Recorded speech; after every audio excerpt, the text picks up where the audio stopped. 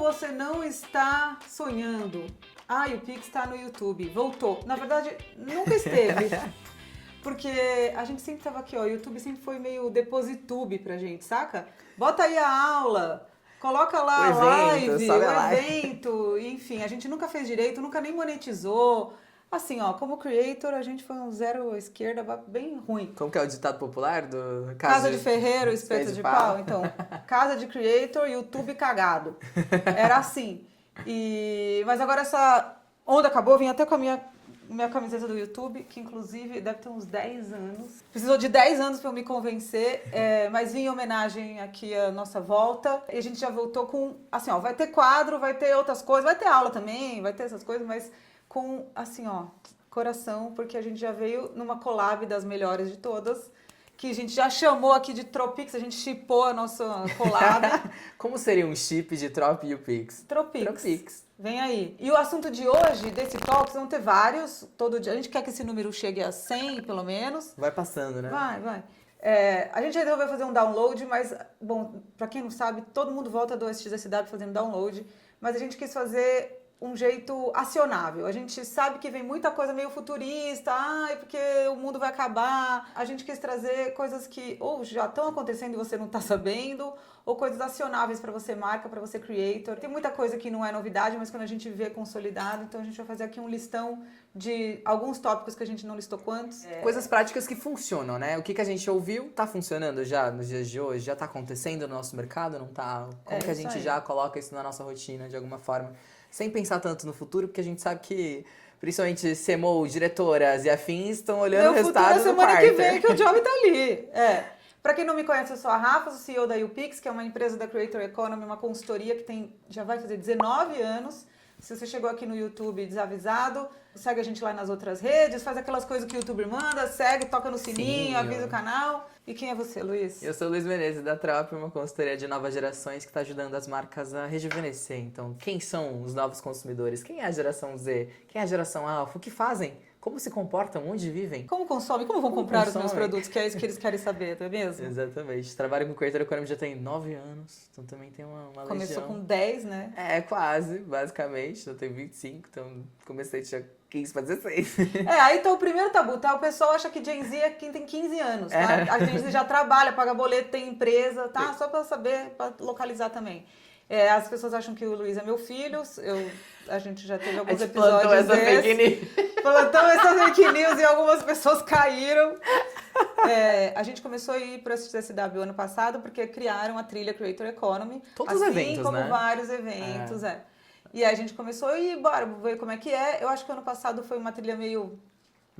Não dava pra entender, não tinha uma...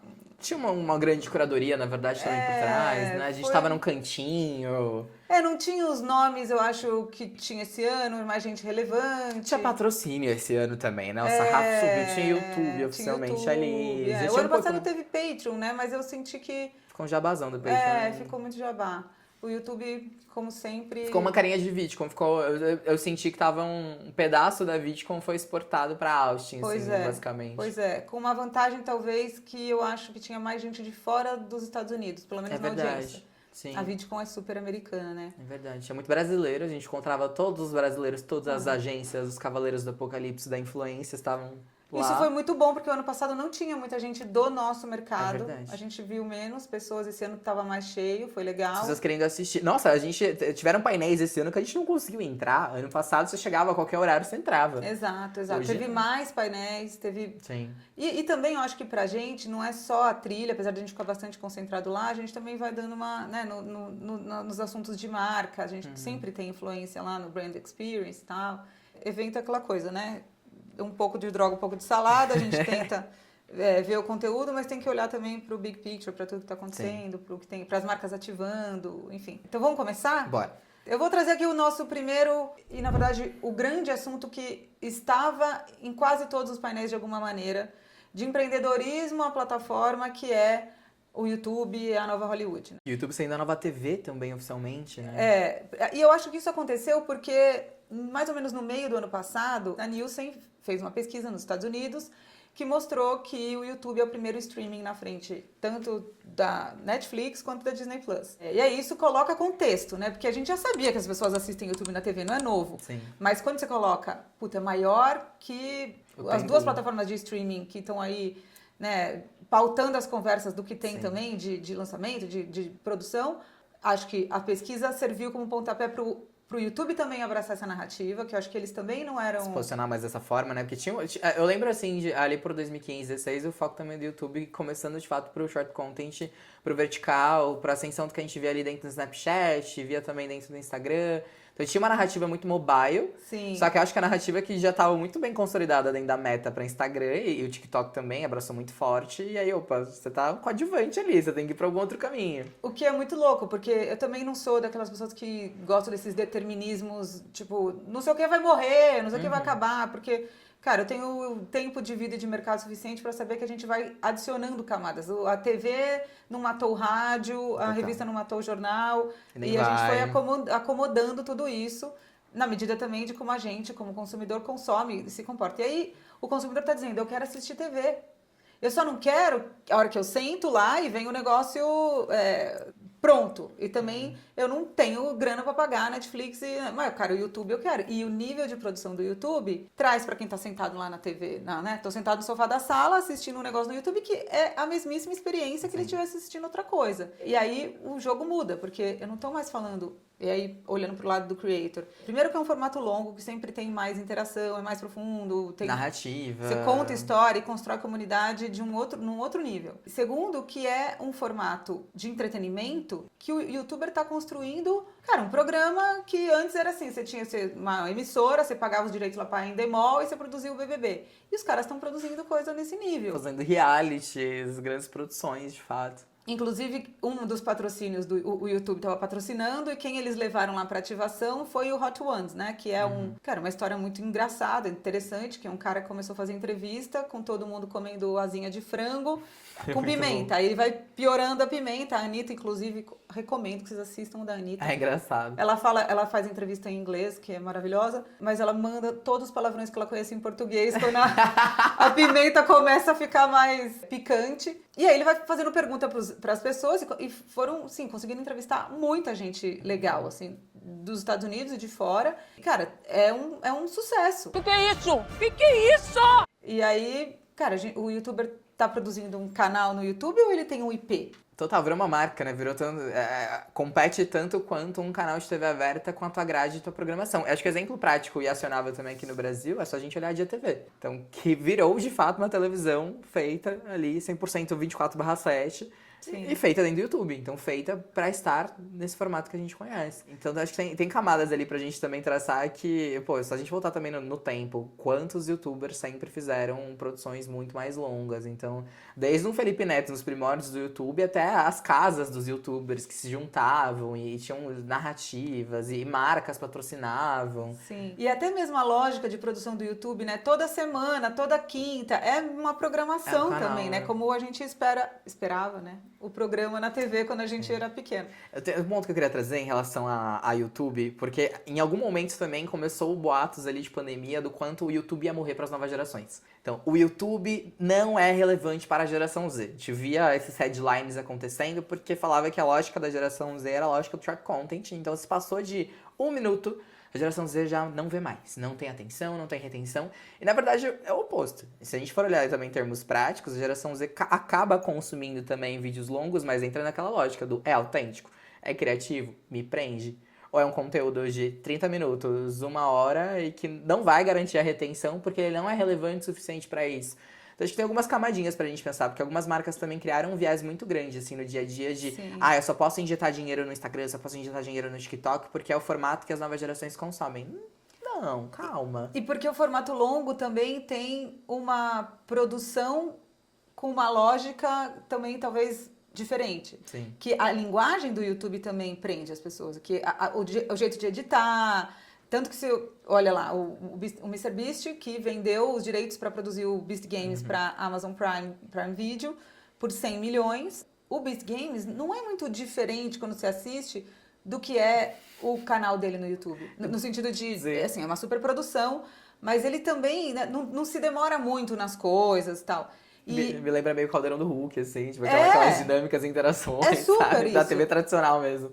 Agora, um dia desses eu quis mostrar um filme pra Catarina, Goonies, que pra mim, assim, era a minha referência de filme legal da minha infância. E aí ela falava, mamãe, mas demora.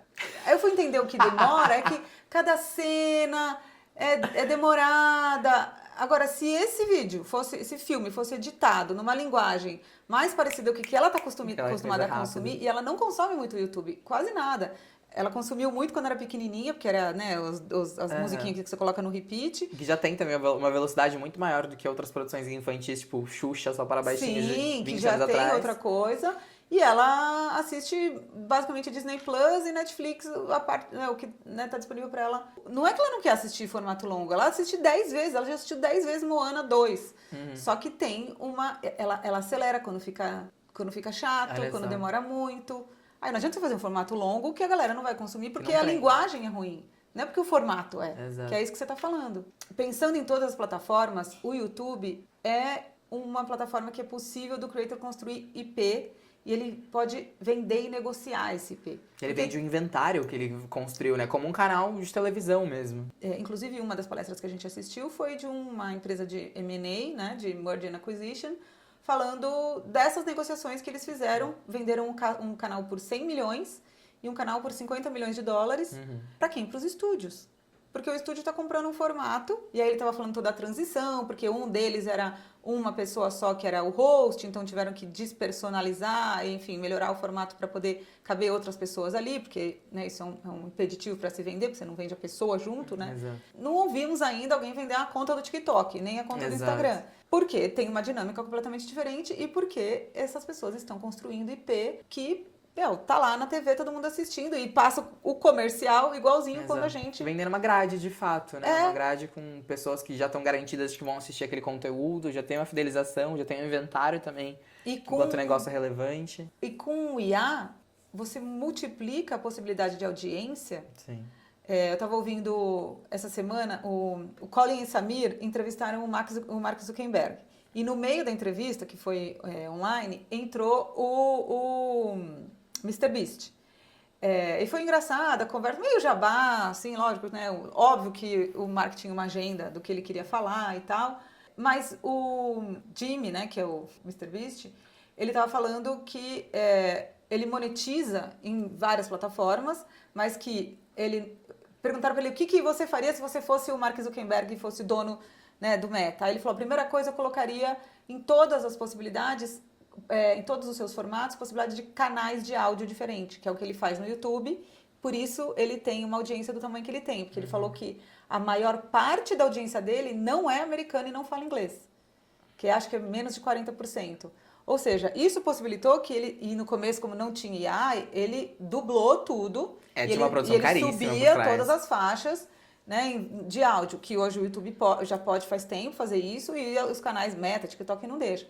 Aí o Mark, não, nós vamos fazer, tá na nossa lista, blá, blá, blá. Mas ele falou, porque, por exemplo, no YouTube, até ele meio falou, ele tava meio sem graça numas horas que ele não tava falando do Meta, né? Aí o Mark falou, não, eu sei o que você faz, a gente te assiste. Eu sei que você... tipo, você conhece. É óbvio que você não tá só no YouTube, né? Eu sei que você tá no YouTube e tudo mais. Mas você tem uma capacidade de expansão no YouTube que é gigantesca. Você tem um ponto muito importante, eu queria muito trazer um parênteses aqui. É muito focado para creators essa fala, porque acho que tem muito creator que tá na internet há de fato muitos anos, já tem um legado muito grande e de alguma certa forma também se sente estagnado. Então, não enxergo mais potencial de crescimento, meus números estão sempre nas mesmas. Você tem um território gigante de outros idiomas para explorar. Se teu conteúdo de alguma forma, e conteúdos antigos que você fazia, se você regrava, se você só pega aquele formato e traduz através de inteligência artificial ou dublagem, enfim, whatever, poxa, traduz para espanhol. Você tem a América Latina inteira. Nem que seja só para monetizar. Sabe? Que, inclusive, uma das coisas que o Jimmy falou é que ele monetiza muito nos shorts do Facebook. Olha só. E Facebook, isso é uma coisa que a galera esquece, principalmente a galera creator, de que Facebook é a rede social que morreu. Primeiro que hoje ainda é uma das principais redes sociais aqui do Brasil. E segundo, que é a rede social que mais monetiza dentro da Meta. Então pra você, creator, que tá aí, ó, achando que, olha só, no Muro das Lamentações porque o Instagram tá me pagando. Pois é, tem um monte de creator pegando conteúdo do Instagram e jogando lá no Reels do Facebook e ganha dinheiro com monetização. Sim, inclusive o que o Jimmy falou também pro Mark foi... Os conteúdos que mais funcionam para ele no Facebook são os que ele não fala, porque justamente consegue pegar mais gente que não fala inglês. Então tem lá um vídeo que ele falou que é o que ele mais monetizou, que é ele correndo com um saco de dinheiro. Aí vai com 10 mil, com 20 mil, até uma hora que ele não consegue mais correr porque fica muito dinheiro. E ele não fala nada. E é o vídeo dele que mais bombou, que ele mais monetizou no Meta, no Facebook. Ganhou o saco de dinheiro do próprio vídeo, olha só. Pois Que mecanismo. Porque ele não fala, então ele acabou sendo distribuído para outras línguas. Enfim, tudo isso para fechar esse capítulo. O YouTube tá aí. Não acho que é um negócio simples de fazer, precisa de uma outra disciplina, enfim. Outra dinâmica de outra conteúdo. dinâmica. Mas acho que tem um potencial enorme de negócio quando a gente, não por acaso, nós voltamos aqui porque nós vamos vender esse canal. A gente quer vender um IP de 50 milhões de dólares. Alguém compra.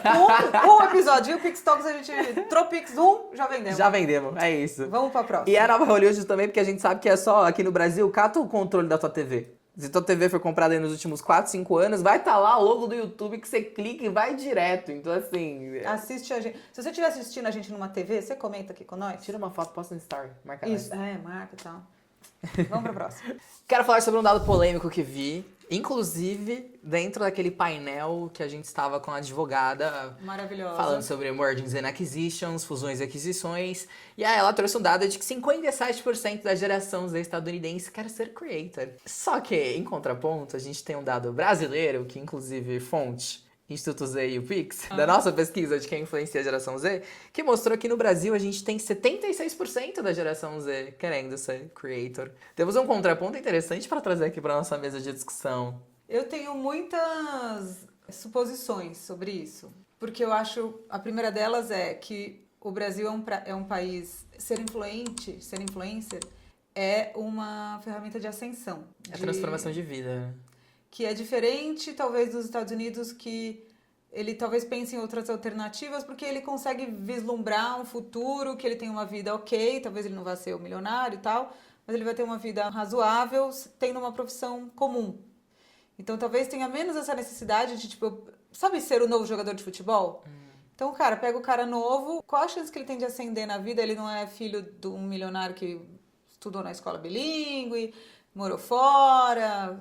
vai fazer a melhor faculdade, o que sobra para ele? É empreender. E ser creator é uma forma que visivelmente ele consegue ver as pessoas ascendendo. Então eu acho que é muito também um pouco retrato do nosso país. Assim. Sim.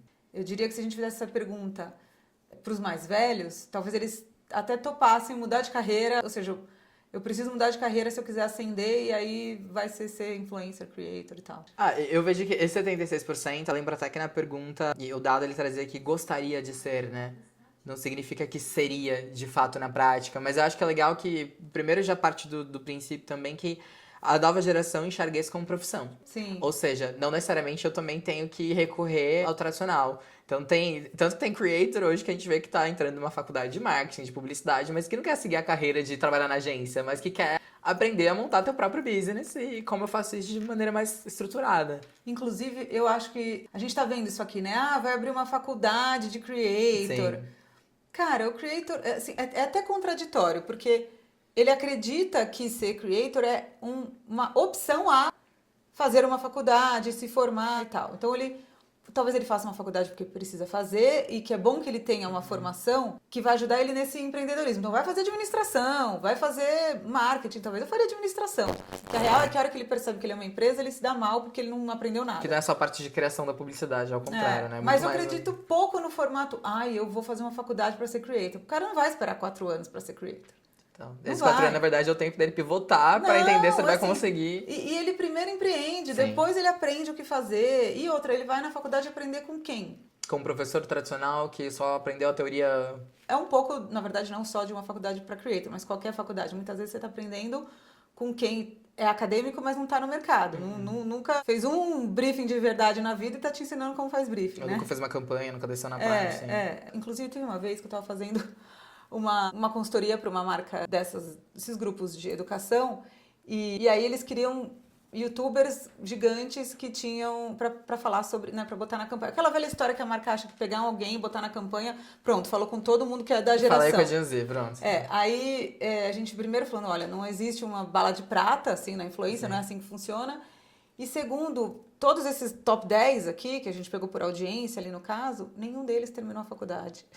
Então era contraditório. No discurso, exato. Então eu vou chamar o cara e falar, faça faculdade, é mó bom. E o cara... E os comentários são exatamente, mas você nunca nem pisou em uma, não faz nem sentido. E não tô falando aqui que, assim, acho que a educação formal é essencial. Total. Pra todo mundo. Também não tiro o mérito, não. Acho que não, eu acho que tem que se formar mesmo, tem que fazer faculdade. Eu acho que tem um pouco também... Nos Estados Unidos, eu acho que deve ter coisas parecidas. Aqui é tipo aquela faculdade que você derrubou o RG lá, você está matriculado e, enfim, depois você tem uma péssima formação e continua perdendo no mercado de trabalho para quem se formou numa faculdade boa. Mas, de qualquer forma, assim, tem que se formar, tem que fazer. Você deu aula na SPM esses dias, né? Eu também, eu acho que foi uns 2 dias antes de você.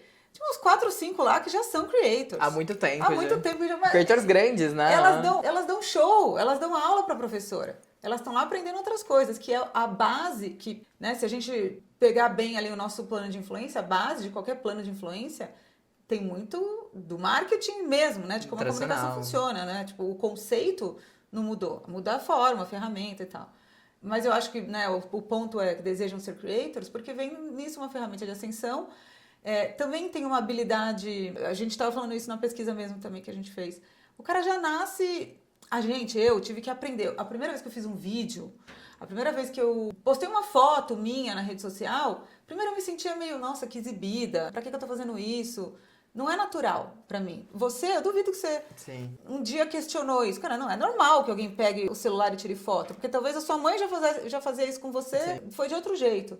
Então tem uma habilidade inata, um conhecimento muito maior do que a gente teve de como isso pode funcionar, e tem um monte de exemplo. E é claro que ele vai querer ser aquilo, porque é encantador você pensar, você olhar de fora, depois você percebe que é pagar imposto, boleto... Depois você percebe que a influência também ela não transforma todas as vidas, né? Então ela é um meio de ascensão social, ela não é a garantia de que isso vai acontecer. A partir do momento que a gente viu exemplos muito claros lá na era Felipe Neto e todos os creators que de fato viravam youtubers e ganhavam muita grana, mas não é a regra para todo mundo, é o contrário. Existe muito trabalho duro e árduo e tem creator que tá nessa jornada há 6, 7 anos e agora conseguiu resultado e retorno sobre todo esse tempo. E é como qualquer startup, um monte de gente começa uma startup, quantos viram unicórnio?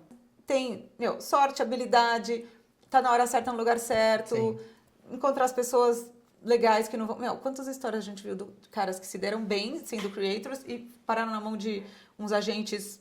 merda. Que cagaram carreira e a pessoa se enfiou num contrato que tem exclusividade. Que paga tá pagando 50%. 50% de tudo que ganha. Eu acho que tem um ponto legal de trazer em relação a Gen Z Creator também, que eu acho maneiro quando você traz o ponto da ascensão, porque cai também na lógica muito do empreendedorismo por necessidade ou por oportunidade. Então acho que a gente precisa lembrar que muitos dos creators que viraram creators, na verdade, não foi por estou enxergando uma oportunidade no mercado. Não, era muito mais um sonho e um celular, começou a produzir, muito por necessidade de, não estou conseguindo me manter com o salário que tenho, ou estou desempregado, estou enxergando aquilo como realmente uma lacuna, mas não como uma oportunidade de business. Até porque eu sempre também trago, assim, que tem muito creator da geração Z que o primeiro emprego é ser creator. Ou seja, a pessoa nunca foi estagiária, ela nunca foi jovem aprendiz, ela nunca bateu ponto. Ela não sabe o que é chegar no horário, ela não sabe discutir business, ela não sabe ler contrato. Então, eu não tiro, obviamente, a responsabilidade também do creator de ir atrás do conhecimento, de realmente se especializar e ter esse lado da profissionalização. Mas eu acho que é importante também de ter um mínimo do sarrafo e um mínimo da consciência de, enquanto setor privado, enquanto setor público, a gente tem responsabilidade também sobre isso. Sim. Porque se a gente for olhar bastidores e o repertório, né, da geração Z, e não só da geração Z, mas das outras gerações também, aqui no nosso país, a gente não tem educação empreendedora dentro das escolas. Não, imagina. Beleza, fora do país a gente vê as crianças aprendendo a vender limonada desde muito cedo. Aqui você sai do ensino médio sem saber o que é imposto de renda. Não, entende? não tem. Como você declara, como você faz, você não entende alguns conceitos básicos da economia do teu próprio país. Imagina você se comportar enquanto empreendedor para sair do MEI, né? Que no MEI nem... Primeiro que Não, dentro... às vezes nem tem o MEI, tá? Exato. E você ainda nem é considerado, de fato, um creator, porque você, enquanto MEI, não tem nenhum código que fala sobre você, não tem nenhum código do criador de conteúdo, você, na verdade, tá botando lá que é... Promotor de vendas. Promotor de vendas, ou faz datilografia pra empresa, bota qualquer coisa só pra poder falar que tá e ter a sua nota aceita. Mas tem muita camada, tem muito caldo ali por trás que eu acho que é importante a gente também trazer pra mesa aqui. A gente tem também um pezinho, então... Já vi muito creator perder job por não ter o básico da profissionalização. Mas, poxa, a gente também, enquanto setor, o que a gente tá fazendo pra conseguir mobilizar de alguma forma isso? E eu acho que tem uma demonização do CLT também, como se fosse ruim. Você viu? Você tá rindo que você viu a... Eu tô rindo porque esse final de semana, um amigo me ligou de manhã, ele acordou meio em prantos, ele... Acabei de sonhar que eu tinha virado CLT. E ele veio chorando e eu comecei a rir. Eu falei, mas por que você tá chorando ali? Porque eu tava ganhando menos e eu tinha muito mais trabalho pra fazer. Nossa, eu falei, caraca, é uma experiência antropológica ao vivo que eu tava vivendo ali. Mas eu acho, assim, do mesmo jeito que eu acho que falam, a Gen Z não gosta de trabalhar. Não, a Gen Z não gosta de trabalhar pra você. Exato, porque a do Gen teu Z formato. Tem muita possibilidade de... Você pode ser muita coisa. Diferente, quando eu entrei, meu primeiro emprego foi na Ford. O meu pai falou, filha, que bom, você vai poder se aposentar aí. Eu quase caí pra trás. E eu já sou uma geração antes da sua. Pensar em estar presa numa mesma empresa pra sempre, pra toda a vida fazendo a mesma coisa, era terrível. Como assim? Eu tenho que esperar 10 anos pra subir de nível? E outra, e não era nem só sobre a grana, mas é também, cara, fazendo a mesma coisa, olha quanta coisa tem no mundo, eu vou fazer sempre a mesma. E isso que eu tinha menos opções. Outro dia encontrei um cliente que eu perguntei da estagiária dele, aí ele falou, ela saiu, ela tá ganhando mais fazendo o GC pra gente do que trabalhando estagiária. Então, tem tanta possibilidade, pra que ele vai ficar preso num modelo? 100% presencial, com um chefe bosta que sabe menos que ele, muitas vezes. Pra quê, se ele tem outra opção? Então não é que ele não quer trabalhar, ele quer trabalhar, ele tem ambição, quer comprar casa, quer, sei lá, fazer mil coisas, mas não nesse modelo. Então ser creator parece muito legal, olha só quanta gente, porque a gente só vê quem se deu bem. A gente não vê o que se deu mal, porque justamente ele não apareceu pra gente. A gente não, e mesmo quem se deu bem, a gente não tá vendo o bastidor, né? A gente tá.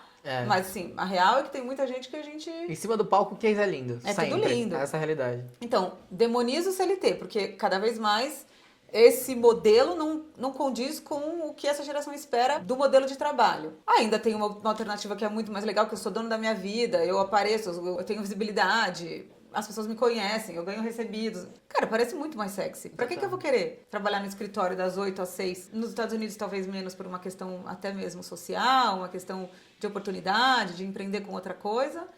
Mas o fato é que é sexy, é promissor. E ao contrário do jogador de futebol, que pouquíssimos podiam se dar bem, eu acho que na Creator Economy tem mais para todo mundo, né? Sim. Em modelos diferentes. E de fato, um modelo de empreendedorismo democrático. Porque não exige que você tenha feito a melhor faculdade do mundo. Não exige nem que você tenha feito faculdade.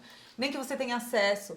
Eu dou sempre o exemplo da Bianca. Quando que no mundo que a gente vivia, quando eu me formei, uma menina da favela da Maré seria dona de uma marca de maquiagem?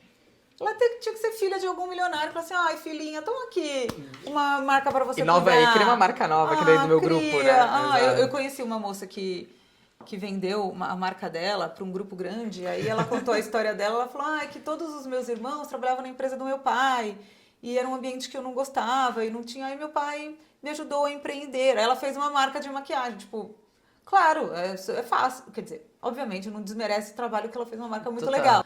Mas é diferente. Você já não começa no ponto zero. A famosa meritocracia não existe, né? Hoje, da maneira como tá, a Bianca da favela da Maré é a Boca Rosa fucking dona de um monte de coisa. Não é só sorte, é criatividade, é habilidade, é empreendedorismo nato, é um monte de bater cabeça. Quebra cara, chorar no chão da fábrica, como a Bianca bem diz, né? Mas ela não poderia se não fosse nesse cenário. Então é muito... E eu acho que toda essa galera que ainda deseja, olha muito só a capa, mas com o tempo a gente vai entender que, e a gente fala bastante disso, é um modelo de empreendedorismo que você tem que ter ferramenta para isso. Vai fazer um Empretec do Sebrae, entendeu? Que talvez não seja focado no creator, mas ele vai te ensinar a ser empreendedor. Te dá a base de conseguir ler uma DRE. Você vai ter musculatura de um empresário, entendeu? Sim. Não vai ser só alguém com uma ótima ideia, porque eu também falo sempre isso.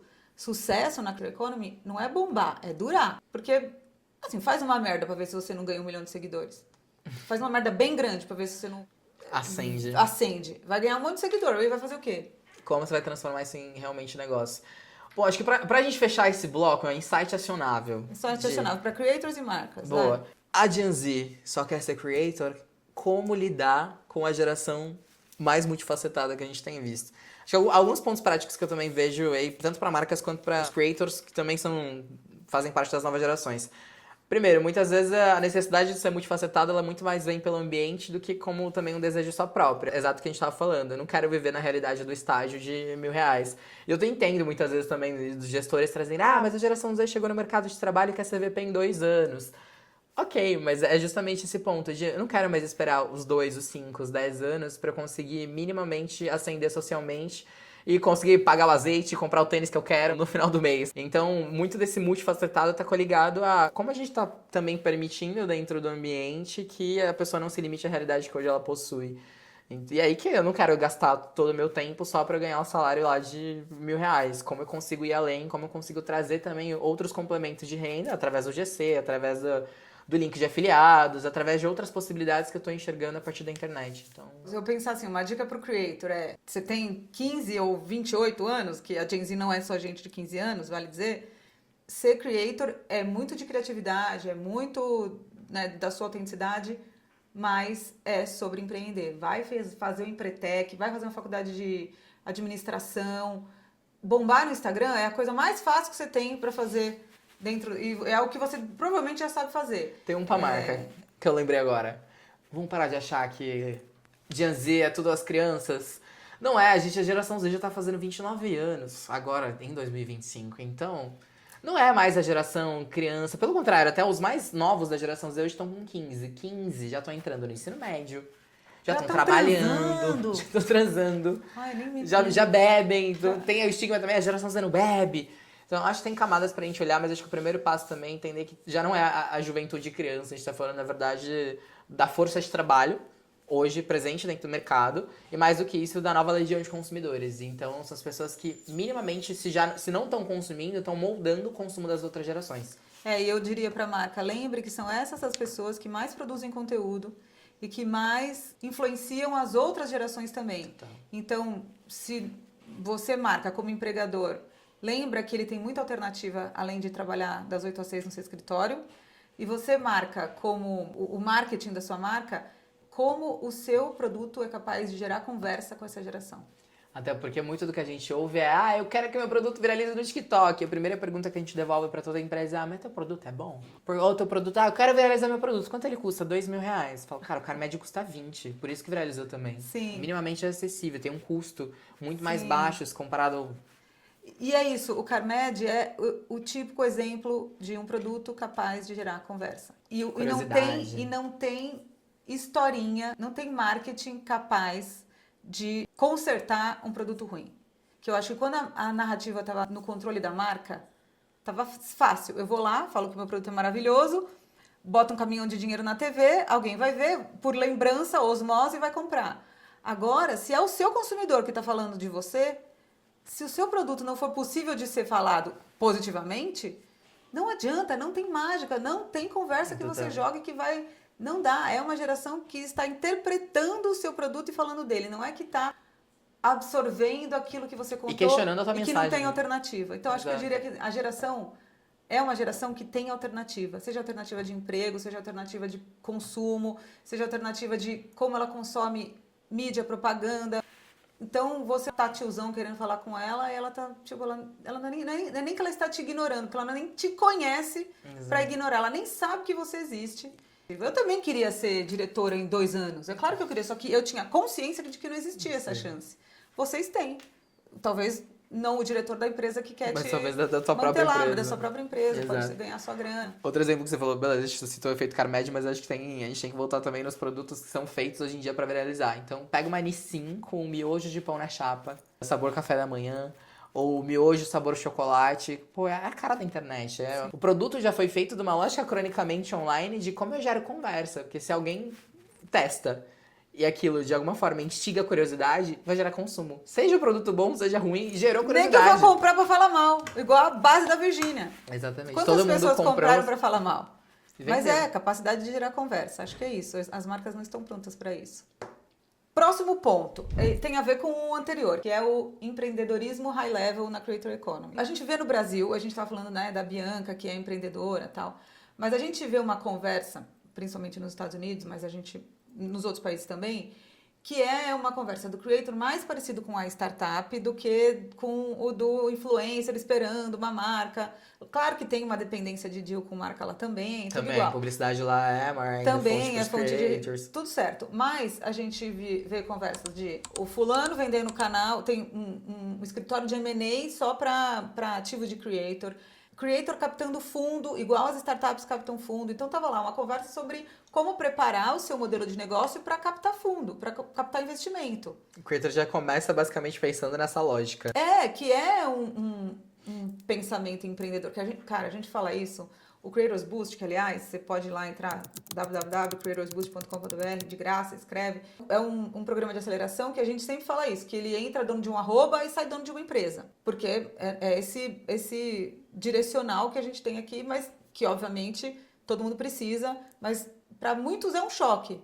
Entra na aceleração, acho que eu vou ensinar 10 truques de como bombar no Como Instagram, viralizar, hacks para viralizar na internet. E nós estamos falando de negócio, de empreendimento. Falando de nota fiscal. Mas eu ainda não tenho, nesse programa de aceleração, por exemplo, eu não tenho nem exemplos ainda desse tipo de coisa. Captar investimento para tocar o negócio. A gente vê iniciativas aqui e ali, por exemplo, tem uma creator que virou sócia da marca que ela fazia publi, uma marca de chocolate, ela trocou, né, Influence for Equity, ela trocou por ações o que ela podia gerar de visibilidade do dali para frente. Não quero publi, não vai me pagar o publi do chocolate, me bota de sócio, eu vou fazer esse negócio triplicar. Mas são iniciativas independentes, são iniciativas pouco organizadas e pontuais. Agora, quando a gente começa a ver o creator investindo em outros creators, o creator criando IP para vender, negociar, já dá para entender que quando a gente tem um negócio, um conteúdo, como é que eu olho para aquilo lá e penso como estruturo o meu para chegar lá. E aí eu vejo muito creator lá se matando para conseguir viralizar no TikTok e não consegue olhar no big picture e entender, cara, olha que mais 1000 coisas eu posso fazer. São frases que a gente sempre ouviu da Creator Economy, desde que esse universo existe. São coisas que nos conteúdos da UPix que eu consumia lá de 2017 também aparecia. Pô, não é a tua base de seguidores que define quando você vai monetizar. Mas acho que é óbvio que precisa ser relembrado o tempo inteiro, porque a quantidade de creator pequeno, que faz muito mais grana do creator de legiões de seguidores. Mas aquilo, a métrica da vaidade ainda do teu seguidor, da quantidade que você carrega, do inventário que você tem também dentro... Cara, às vezes é muito mais o valor que a tua audiência possui e as possibilidades que estão ali ao entorno do que, de fato, a quantidade de seguidores que você está tendo. Até porque hoje em dia, vamos lembrar do básico, paid media existe há muitos anos. Então, se você quer garantir visibilidade para tua marca, nada te impede também de, além do orgânico, você boostar o teu conteúdo. Exato. E aí, acho que tem um outro ponto empreendedor, que é não se limitar a uma plataforma e nem ter preconceito com outras. Total. Eu vejo, por exemplo, num painel lá estava o pessoal da Teachable. A Teachable é tipo a Hotmart. Inclusive, eles são da Hotmart. A Hotmart comprou a Teachable lá. Eu acho que também tem um trabalho da própria Teachable de ser mais próxima dos creators do que a Hotmart consegue aqui, mas eu faço um capítulo só porque eu acho que não. Mas os creators têm menos preconceitos quanto a ter o curso, a ter uma fabriquinha de UGC ali para manter o dia a dia, dinheirinho ali do dia a dia, nos programas de afiliados. E aí eu tava ouvindo um desses papos e o creator tava falando... E além de tudo, eles falam abertamente de dinheiro, que é um outro negócio de cultura, assim, que a gente não tem. Parece que ganhar dinheiro é um pouco... Você não pode falar que você ganhou. Mas o cara falando, olha, onde eu ganhei mais dinheiro nos meus 8 anos de carreira foi no YouTube. Mas eu tô há 8 anos no YouTube. Recentemente eu comecei a fazer curso, faz uns 2, 3 anos.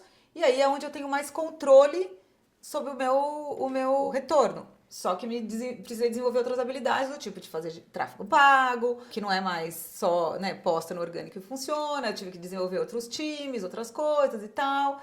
E o deal com marca é o meu dinheiro eventual que, putz, se der certo de rolar, rolou. Cara, aqui o creator tem um puta preconceito de fazer curso. Nossa, eu gosto Quer muito. matar o GC. Quer estar no TikTok e odeia o YouTube. Sim, Eu gosto muito de você trazer essa pauta porque é muito real. Parece que existe um orgulho de você falar que você só ganha dinheiro fazendo publicidade. Ok, parabéns. Você conseguiu chegar no patamar de só viver de publi, mas sinto muito. Você precisa fazer muita terapia pra conseguir lidar com isso. Com toda a pressão e quanto a instabilidade que você também tem. Porque eu duvido que a maior parte dos creators tem contratos recorrentes. Na verdade, não. É tudo contrato pontual. Então, beleza, você faz a tua grana ali, mas olha tantas as outras fontes de renda que você tá deixando de olhar. Sim. Então, beleza, você tá fazendo o seu 100 mil com publi mensal, vamos tirar uma média do que você ganha no ano. Seu 100 mil mensal, parabéns, você poderia estar fazendo meio milhão mensal, poderia estar fazendo 1 milhão mensal, com outras fontes de receita também. Ou nem que fosse 120, mas é melhor que 100, né? E é isso, talvez um preconceito, uma barreira. Eu falo pro creator, não tem nada errado viver de publi, mas saiba qual é o futuro disso. Sim. Porque é muito mais parecido com uma carreira de atleta, que tem data para acabar. Só que o atleta sabe que ele não vai poder ser atleta para sempre, então ele, de certa forma, se prepara. Apesar de que a gente sabe de um monte aí que depois morreu pobre. Mas se prepara para esse momento da aposentadoria. Então ele tem outros negócios, enfim. O artista da Globo, um ator, também sabe que tem um momento da vida que ele tem mais papéis, então, mas se tudo der certo, ele vai virar a Fernanda Montenegro. Também tem uma coisa, né? O cara tá representando alguém da idade dele, né? Então, se tudo der certo, você, ator, vai fazer o papel da avó na novela. Show, deu lindo, sua carreira foi maravilhosa. Se tudo der certo pra você, como influenciador que só vive de publi, você vai fazer o publi da casa de repouso. Tá ok pra você? Da fralda geriátrica? Gosto muito de entrar nessa pauta, sabe por quê? Porque uma das coisas que a gente ouviu em um dos painéis era a quantidade de pessoas se sentindo subrepresentadas dentro da publicidade. Então a gente tem um apagamento de algumas gerações justamente porque não conseguem se enxergar. Então, do tipo, marca, vocês só estão falando com a juventude, então vocês só falam e dedicam todo os 100% do investimento de mídia, marketing, geração Z e millennials. Mas e a geração X? Sim. E a geração Baby Boomer, que se a gente for olhar em termos de fato, deter capital, são as gerações que hoje mais possuem dinheiro para poder gastar, mais têm poder aquisitivo, mas não estão se vendo representadas. E aí, se o dinheiro da marca diminui na medida que, né, ela investe mais nas gerações mais novas, se você não for capaz de dialogar com essas gerações como influenciador, como creator, você não vai mais ter o dinheiro da marca. Total. Então, o seu modelo de negócio tem data para acabar ou para diminuir muito. Por isso que a gente insiste nos outros modelos. E eu sei que tem um puta preconceito por 1 milhão de motivos. Eu não sou vendedor para fazer o link de afiliados. Eu tenho vergonha de oferecer. Curso nem a pau. Mas, cara, tem que pensar em como fazer isso. Assim, não que eu concorde com esse argumento, mas algumas falas que também já ouvi dentro do mercado eu quero um fulano tipo esse aqui. Aí cita um exemplo de um creator já consolidado que tem uma carreira de uns 8, 10 anos. Mas eu quero uma pessoa agora, mais fresh, mais atual. Então eu quero a fulana, só que a fulana da geração atual. Cara, é doloroso, né? Eu acho que tem um discurso... substituível. Exato, Completo. tem um etarismo velado ali por trás da frase, é muito grande, mas creator é a realidade. Então se você também tá já na internet há muitos anos, beleza, tá conseguindo se manter, mas e the next? Sim. Talvez o Next nem seja na Creator Economy, talvez a pessoa, sei lá, queira abrir uma franquia de unhas. Mas tudo bem, pode mas ser, pense. mas enquanto você é ativo no seu negócio, que eu acho que, né, tem uma diversidade de coisas que você pode fazer, investir, né, diversificar negócio, mas dentro do seu negócio, diversificar a receita. Eu tenho uma creator, que eu não vou contar quem é, porque eu enchi tanto o saco dela para fazer o GC, para fazer afiliados, porque falou, cara, tudo que você posta vende. Aí um dia ela postou e me mandou, pronto, fiz, tipo, me enchendo o saco, né? Aí, postei. Deu, sei lá, 1 hora, ela falou, acabou o negócio no seller que eu postei. Tem creator que esquece do potencial que tem, né? Entende? Eu falo, cara, se você vende blusinha de qualquer um, se você creme de qualquer um, cara, e aí assim, mas é pouquinho. Tá, mas se você se estruturar de alguma forma, vai pingar todo dia. E é uma alternativa. O Marcos Mion criou, eu não lembro agora o nome da marca, a sigla é SDM, que é só de sneakers, só de tênis. Sim. É dele. Tipo, Sim. E aí é tudo link de afiliados. Então assim, Sim. se meu da Globo... Eu acho que é pensar, não precisa ser, eu vou fazer achadinho da Shopee, né, que é meio... Não, cara, como que isso tá dentro do seu conteúdo? Como que você cria uma editoria que seja só a sua seleção, e aí você indica com um afiliado? Mas eu acho que tem uma acomodação, tipo, tô esperando o público chegar, e um certo preconceito, não sou vendedor e tal. Do mesmo jeito tem o preconceito do curso, que eu não sei se os Estados Unidos é tão assim, ou se aconteceu do mesmo jeito que no Brasil, mas quando a gente vê a galera que vende curso, o estereótipo é muito cagado, né? Sim. Que é assim, é um homem branco, hétero, meio coach e que mete Deus no meio em algum momento, né? E aí vira um negócio meio culto, meio igreja. Essas pessoas só sabem falar em múltiplos de milhão também, né? Que ganha lá a plaquinha e sai contando para todo mundo quanto faturou e tal. E que isso, de alguma forma, repele o creator, porque ele não se identifica nem um pouco com isso. Mas a hora que você vai, eu fui várias vezes, né? Adoro a Hotmart, acho que é um puta case. Vou em todos os eventos, e a hora que você vê lá legal, o evento, esses caras são os que aparecem, mas a real, ele é feita do cara que vende o curso de calopsita, da mulher que vende um curso de crochê, da outra que vende receita para fazer na air fryer. Automaquiagem. Automaquiagem. É muito mais diverso do que aquilo que a gente vê e que talvez a Hotmart tenha ajudado a valorizar, porque é o cara que mais fatura lá para eles, né? E é repelente. A gente aqui na YouPix também já ganhou a plaquinha lá do 1 milhão, da Hotmart, não sei o quê. Cara, eu jamais ia botar porque não é assim que eu meço o meu sucesso. A galera ganha uma pulseirinha à medida de quanto fatura e elas andam com a pulseirinha. Mas isso é uma minoria. A maior parte está fazendo um puta negócio legal que os creators não estão olhando, porque tem esse preconceito do cara que, assim, eles são barulhentos, mas são poucos. O imagético, né? Não quero me associar com o ideal do que foi construído quando a gente pensa no infoprodutor. Total. Mas e aí o cara se afasta. Mas tem muito creator que tem cursos incríveis, muito legais e que conhece e que meio que tem vergonha de falar que tem curso, porque ele não quer ser confundido com picareta. Sim. Eu acho que tem um esforço que o mercado infoprodutor, sei lá quem faria isso, que é de desmistificar essa história. Talvez a gente também tenha um papel nisso. Mas porque pro creator, cara, as pessoas querem aprender o que você sabe. Nossa, total. E a gente esquece, eu acho que os creators também, que à medida que vão ganhando experiência e repertório de mercado, muitas vezes descredibilizam a jornada que construíram, por justamente, às vezes, não ter a credencial, então eu não tenho a educação formal, eu não trabalhei numa plataforma, numa big tech, aí eu acho que aquilo não é relevante. Poxa, ao contrário, quantos creators ainda hoje estão começando e gostariam de ouvir da tua boca como foi esse repertório pra você, como foi essa jornada, o que você aprendeu, onde você mais errou, ou o que você não faria jamais hoje em dia, no simples, na conversa, na troca. E quanta competência técnica também a pessoa tem. Total. Como ela ilumina, como ela grava, como ela faz, tudo é possível de ser ensinado.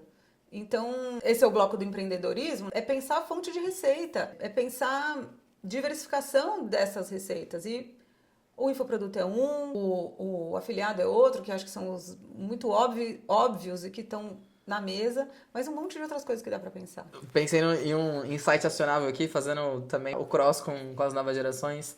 Um ponto que a gente esquece, mas a Gen Z, a Gen Alpha vem com uma sede muito grande de aprender, não só pela teoria, mas principalmente pela experiência. Então não é só o conhecimento que eu quero, mas eu quero saber como eu executo na prática, como você fez esse how-to, porque aquilo, do it yourself, os tutoriais, aquilo tudo que é muito prático. Primeiro, acho que a gente tem que lembrar, a Gen Z não gosta de gastar dinheiro naquilo que os outros não gostaram. Então eu não quero comprar um produto que eu vi um review falando mal. Ponto 1. A mesma coisa um curso. Então, como que a gente também olha nisso como um meio para futuro? Tipo, eu creator já tô consolidado, eu marca, tenho muita coisa também para transferir de conhecimento. Poxa, sim, como a gente faz isso acontecer na prática? Sim, então insights acionáveis para creators. Bora ser empreendedor, vai aprender. A gente falou isso da outra coisa também. E para marcas, acho que tem como decodificar isso, entender quando você também é uma oportunidade de geração de receita para o criador. Por exemplo, todos os programas de afiliados, o varejo acho que sacou isso muito rápido. Que bom. Os e-commerces também agora, a quantidade que estão contratando creators só como GC. Todos têm. E aí eu diria, sei lá, a Amazon tem um programa de afiliados super consolidado, fora do Brasil, tá aqui também, tá acionando o creator, quer trazer o cara para lá, mas ele dá dinheiro na mão do creator. Aí a marca vai lá, acha que ela vai ser só legal com o creator, vai fazer um programa de afiliados, um programa de aceleração, ou seja, o que for para gerar conteúdo GC, só sendo legal. Ai, olha, você posta um vídeo, se você tiver 800 mil views, você ganha um vale compra de R$20. Amiga, ela não quer. A Gen Z quer ganhar dinheiro também. que é quem mais produz conteúdo, aí a marca cria uma bosta de um programa. Juro pra você, assim, eu todo mês tenho um briefing ou um pedido de orçamento para modular esses programas de afiliados e UGC e de incentivo de geração de conteúdo para o consumidor final / o creator pequeno. Metade deles vem com a premissa de que os caras vão criar conteúdo de graça só porque você é legal. Cara, e dá tanto 2025, trabalho, sabe? assim, ó, e dá trabalho de você fazer uma campanha, Pensar em capturar o cara, mecânica. pensar na mecânica, bota o cara pra dentro, filtra, vem um monte de gente ruim. Cara, vai lá e compra o bendito do conteúdo dele. Total. Seja legal com ele. Seja uma marca legal com o creator, já é um puta relacionamento com ele. Todos os creators, você também conhece, sabe disso, todos os creators no que a gente fala, que tem marcas e agências que são legais com eles, eles têm um nível de fidelidade e de apreço pela marca que não tá no contrato. Total, vira uma relação tão duradoura que a pessoa de fato tem não só um carinho, mas ela demonstra uma gratidão de também pensar que, poxa, essa marca acreditou em mim quando nenhuma outra acreditava. E se vem o concorrente, muitas vezes ela volta, ela fala, cara, eu deveria fazer ou não? Eu vou queimar meu Oi, filme. olha. E liga, a gente tem cliente que fala isso, cara. Eles me ligam e falam, putz, olha, recebi uma proposta. E aí, cara, às vezes é irrecusável mesmo. Bora lá, talvez, né, tem que entender esse... Mas põe tudo isso na conta. Você precisa pôr dinheiro na mão do creator. Ele é um empreendedor, significa que ele ganha dinheiro. Então, marca. Se o cara é um empreendedor, não pague ele com uma mariola e R$10, tá bom? Paga com dinheiro. Muito bom. Vamos pro próximo. Próximo ponto. Eu aqui fazendo o papel da outra geração, que tô tentando entender essa. Apesar de trabalhar com ela todo dia, de ter filhos, a gente ainda tem que ter uma pesquisa para explicar, né? E a gente tentando entender como ela se comunica, como ela fala, quais são as linguagens, os formatos, os códigos. Só que a gente está lá procurando onde ela nem... na verdade, a gente está procurando onde ela está, mas a gente nem sabe outros tantos ambientes que essas gerações, na verdade, estão navegando e que a gente nem olha. Eu acho que um exemplo prático disso que a gente presenciou nessas últimas semanas, a série Adolescência da Netflix tá um grande caos. Os pais desesperados de como assim eu tenho adolescente em casa que tá vivendo tudo isso e eu não faço ideia. Como é que o coraçãozinho azul é uma coisa, o amarelo é outra, e eu não sabia de nada E disso. tem um código por trás que você não tá nem fazendo ideia, que você não tem conversa aberta sobre com o teu filho a respeito disso. Ou mais do que isso, não tem letramento sobre como usar a internet, sobre o que pode e o que não pode. Então, essa conversa muitas vezes não tá dentro de casa, até porque os pais nunca receberam um playbook, um manual de como usar e o que pode e o que não pode. Então, acho que tem tantas camadas aí que a gente vai acessando, mas acho que um ponto de partida disso que você trouxe é que acho que as marcas muitas vezes ainda estão muito preocupadas em eu quero entender a geração Z e a geração Alpha, porque eu preciso produzir conteúdo assertivo para ela no TikTok. E, poxa, quantos outros ambientes dentro do digital essas gerações estão e que a gente não tá fazendo parte enquanto marca? E que os creators estão ali presentes porque criam conteúdo e que sabem desses lugares porque viveram ou vivem isso também diariamente, mas as marcas não fazem nem ideia, não enxergam como uma oportunidade. Exemplo prático, um Minecraft da vida, um Roblox, a quantidade de usuários ativos do Roblox por dia é assustadora. A combinação disso com Twitch. Exato, a própria Twitch, Discord. Então, as plataformas de Dark Social, né? Então, o Discord é um chatzão, é um MSN da geração Z. Exato. Fazendo um paralelo. Exato. Onde as crianças e adolescentes ficam ali em chamada de vídeo, em chamada de áudio o dia inteiro, onde interagem, onde tem um nick, tem realmente um nome alternativo para poder usar ali. E a gente, enquanto marca, muitas vezes tá... eu preciso fazer um short content porque eu quero falar com a Gen Z do TikTok. Pô, vamos lembrar, acho que teve um fenômeno muito claro também, a gente ouviu um pouco disso em alguns painéis do próprio SX.